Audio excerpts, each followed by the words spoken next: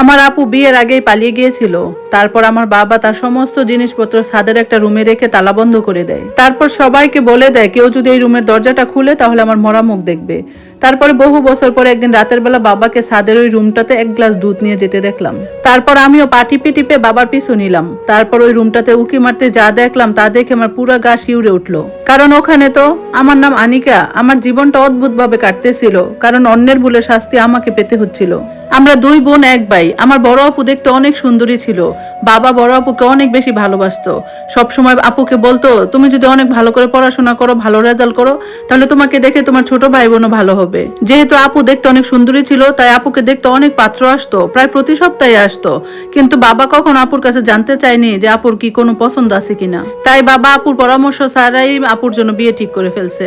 ছেলের মা নাকি কোমায় আছে, তাই ছেলের দাদি আর বোন এসে বিয়েটা ঠিক করে গেছে। ছেলে দেখতে ভীষণ সুন্দর, তাই আপুও সম্মতি দিয়ে দিল বিয়ের জন্য। কিন্তু কেউ এটা বুঝতে পারে নাই যে এই খুশিটা একদিন আমাদের পরিবারের সর্বনাশ ডেকে আনবে। বিয়ের জন্য আপু নিজের পছন্দের শপিংও করেছিল। বিয়ের দিন সকালবেলা যখন আমি আপুর বরকে দেখলাম, দেখতে তাকে অনেক সুন্দর লাগতেছিল। তারপর আমি আপুর রুমে গেলাম আপুকে বলার জন্য, কিন্তু গিয়ে আপুকে খুঁজে পেলাম না।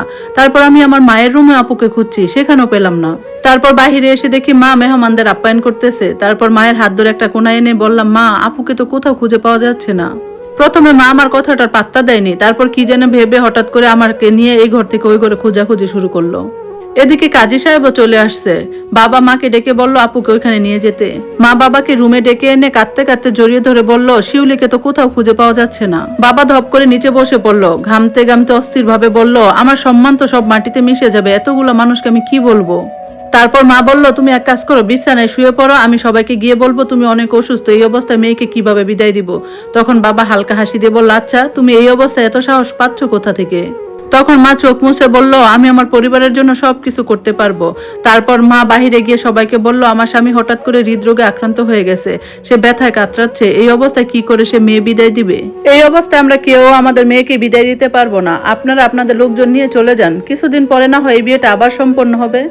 চারিদিকে এক একজন এক এক কথা বলতে শুরু করলো, কিন্তু মা কারো কথায় পাত্তা না দিয়ে ঘরে গিয়ে দরজা লাগিয়ে দেয়।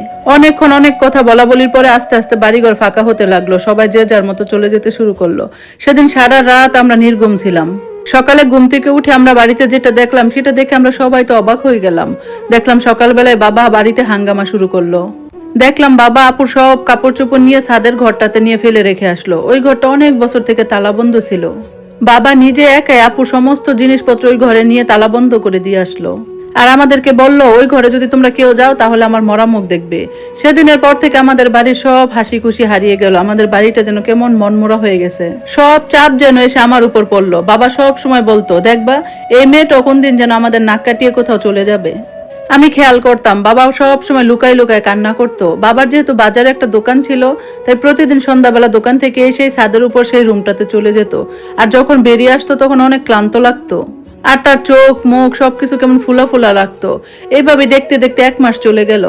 এর মাঝে আপুর যেই বাড়িতে বিয়ে হওয়ার কথা ছিল সেই বাড়ি থেকে ফোন আসছে। তারপর তারা বলতেছে, যা দেখেন আপনাদের মনের অবস্থা আমরা বুঝতেছি, কিন্তু কি আর করবেন বলেন, তো আপনারা যদি চান তো আমরা আপনাদের ছোট মেয়েকে আমাদের ছেলের বউ করে নিয়ে আসতে পারি। তারপর মা আমাকে জিজ্ঞেস করলো, তুই কি রাজি আছিস? আমি কোনো কিছু চিন্তা না করে বললাম, হ্যাঁ রাজি আছি। কারণ ওই ঘটনার পর থেকে বাবাও আমাকে ঘৃণা করে, তার থেকে বরং ভালো সেখানে আমাকে বিয়ে দিয়ে দাও।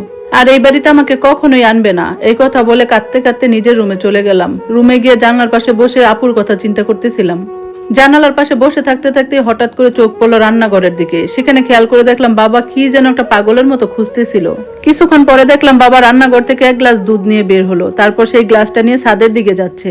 আমি খেয়াল করলাম। তারপরে প্রায় আধা ঘন্টা পরে বাবা ছাদ থেকে নেমে আসলো। নেমে আসার পরে বাবাকে মা খাবার টাবার দিল। বাবা খাবার খেতে শুরু করলো। তখন মা পাশে বসে বসে আমার জন্য যে বিয়ের প্রস্তাব দিছে সেই কথাটা বাবাকে বলল। বাবা এই কথা শুনে একদম রেগে মেগে আগুন হয়ে গেল। বাবা তখন বলল, যে এই বাড়িতে আমার একটা মেয়ে যেতে পারে নাই, ওই বাড়িতে আমি আমার আরেকটা মেয়েকে কখনোই দিব না। তারপর উনি আর রাগ করে খাবার দাবার না খেয়ে উঠে চলে গেলেন।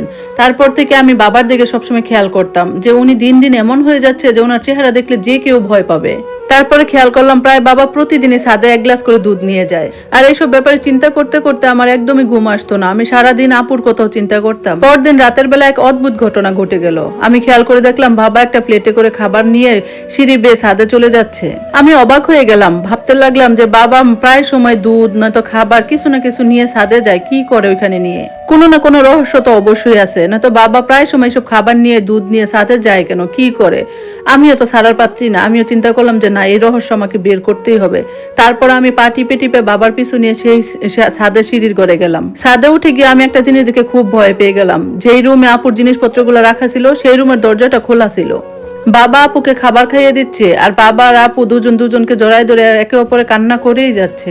এসব দেখে তো আমার শরীর ঠান্ডা হতে শুরু করলো। আমি শুধু আপুর একটা কথাই শুনতে পেলাম। আপু বলতেছিল, তুমি আমার সাথে যা করতেছো, তুমি কি তোমার ছোট মেয়ের সাথে এগুলো করতে পারতে?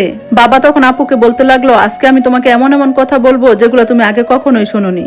এরপর বাবা বলতে লাগলো, আমরা 2 ভাই বোন ছিলাম। আমার বোনের যখন বিয়ে হয়ে যায়, তারপর তার ঘরে একটা কন্যা সন্তান হয়। তারপর তার যখন তার স্বামীর সাথে বনিবনা না হয়, তারপর সে তার সন্তানকে নিয়ে আমাদের বাড়িতে চলে আসে। স্বামী সংসার হারিয়ে আমার বোনটা পাগলের মতো হয়ে গেছিল, এমনকি তার নিজের মেয়ের প্রতিও তার কোনো হুঁশ ছিল না। আর সেই মেয়েটা হচ্ছে তুমি। তুমি কিন্তু আমাদেরকে বাবা মা হিসেবে জানতে আর তোমার নিজের মাকে ফুপু হিসেবে জানতে। এদিকে তোমার মায়ের জন্য আমরা আরেকটা বিয়ে ঠিক করছিলাম। তোমার মা সেই বিয়েটা না করে অন্য ছেলের সাথে পালিয়ে যায়। আর এই সুখটা সইতে না পেরে আমার বাবা সেদিন মারা যায়। আর এই কারণে আমরা ভাবতাম যে তুমিও মনে হয় তোমার মায়ের মতোই করবে, যার কারণে তোমার জন্য তাড়াতাড়ি পাত্র দেখি। সবকিছু ঠিকঠাকই ছিল, কিন্তু বিয়ের আগে ওই বাড়িতে গিয়ে আমি যা দেখলাম সেটা দেখে তো আমার মাথা ঘুরিয়ে গেল। ওই ছেলেটার মা হচ্ছে আমার আপন বোন, মানে তোমার আপন মা।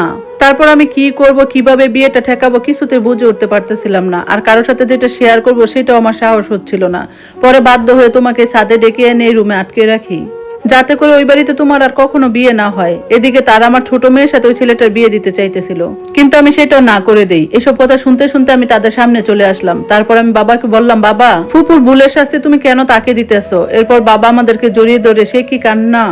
তারপর বাবা চোখ মুখ মুছে নিচে নেমে আসলো। তারপর আমিও আপুকে নিয়ে নিচে নেমে আসলাম। ধন্যবাদ সবাইকে এতক্ষণ গল্পটা শোনার জন্য। কেমন লাগলো গল্পটা অবশ্যই জানাবেন। আর এরকম গল্প শুনতে পেজটাতে ফলো দিয়ে পাশে থাকবেন। আজকের মতো আল্লাহ হাফেজ।